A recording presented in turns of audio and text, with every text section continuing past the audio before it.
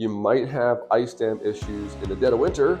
And if you do, you're at the right place watching the right video, because here we're going to answer the questions about ice dams, why they form, how to get rid of them. First of all, if you're coming here because you've got a problem with ice dams and it's causing a leak in your house, then you need a real fix pretty quickly. Things that you can do are, number one, you can get up into the attic space if possible and set a bucket in there. So say you have a leak in this section of the house, set a bucket here or a hose and get that hose out through the soffit area, and then the water can drip down outside. You can also break off icicles. If there's a bunch of icicles hanging on your gutter, break those off, because any weight that you can take off of the gutter now at least kind of saves that a bit. What you don't want to do is start attacking it with hammers and chisels and pry bars, because you'll probably damage your gutter and roof even further by doing that. So do not do that. You can also go to the local hardware store and get a product called calcium chloride, which is a much better melting agent than salt and doesn't corrode like salt does. Like if you have old long socks, that works great to fill those up, toss them up into the gutter, and that'll start melting at least little pathways for some water to flow down.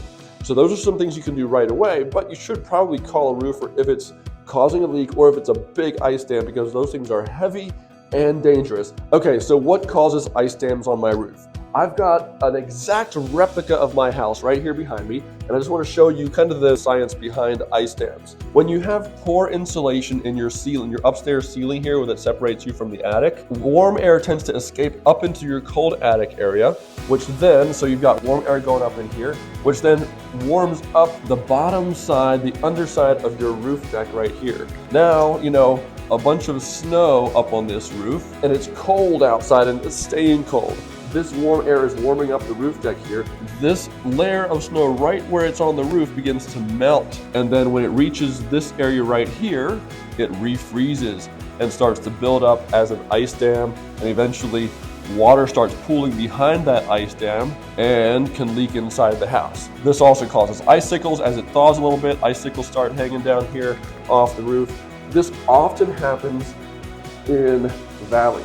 So just because of the concentration of a lot of snow in valleys, you'll often see ice damming happening right in valleys here because of these effects. Now it can sometimes cause damage to the roof, especially if it's a shingle roof system, because as it's freezing and thawing down in this area, it can start agitating the shingles and getting in under the shingles one at a time, sometimes puncturing them, sometimes lifting them up and breaking that tar seal. And that's not always the case, but on larger ice dams where you've got a lot of freezing and thawing going on, it could very well damage your roof shingles. So should you get rid of the ice dam or just leave it there? Well, look, kind of the biggest deciding factor is it causing a leak or not? If you did, then we absolutely have to take care of it, because your roof is leaking. You don't want to end up with structural damage, expensive interior repairs, and so forth. If it's not causing a leak, then you kind of have to decide, is it big enough to where you're concerned that it might rip the gutters off or damage the roof?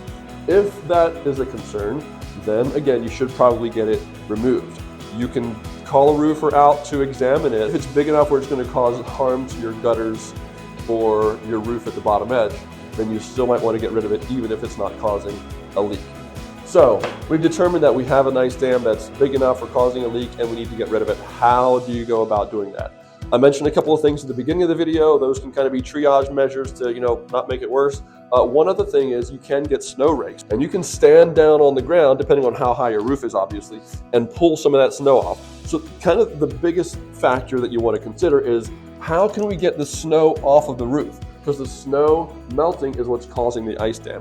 So the more snow we can pull off of the roof, the less ice damming we're going to have, because there's no more snow to melt. Let's get that snow off the roof as quickly as possible. And if we can clear the roof of snow, then your problem is fixed. You're not going to get any more ice damming. Obviously, you might still have to take care of the dam that is there, but it's not going to get bigger.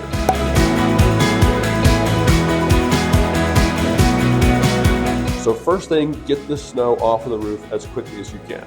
Some roofers have access to warm pressure washers, but you really have to be careful with pressure washers, because pressure washers can, again, damage your gutters or very easily cut through shingles. Ideally, you find somebody who has a steamer, low pressure steam, to break up ice dams, and that's melting the ice and causing it to break away. So steaming is the best option for this. Now, services for this do get somewhat expensive because it is an emergency service. But consider, you'd much rather pay $600, $800, $1,000 to get an ice dam removed than you would pay for interior repairs and structural repairs. You could call a roofer in the area and see if they have the option to get ice dams removed with warm water or steam.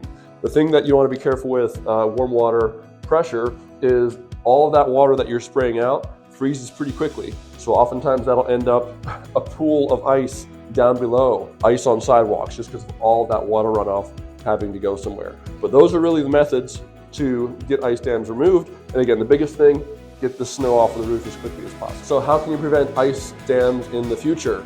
One is, like I said, get your insulation checked out. So if you have ice damming, it's a good indicator that you don't have sufficient insulation in your attic floor.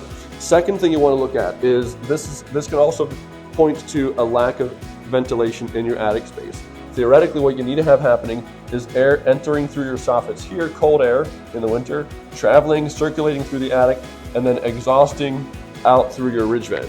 So if you have a good ventilation system in your attic, that even though you have some warm air leakage into your attic space, that ventilation should keep it from warming up the roof deck because you've got cold air circulating and exhausting out out through the ridge vent.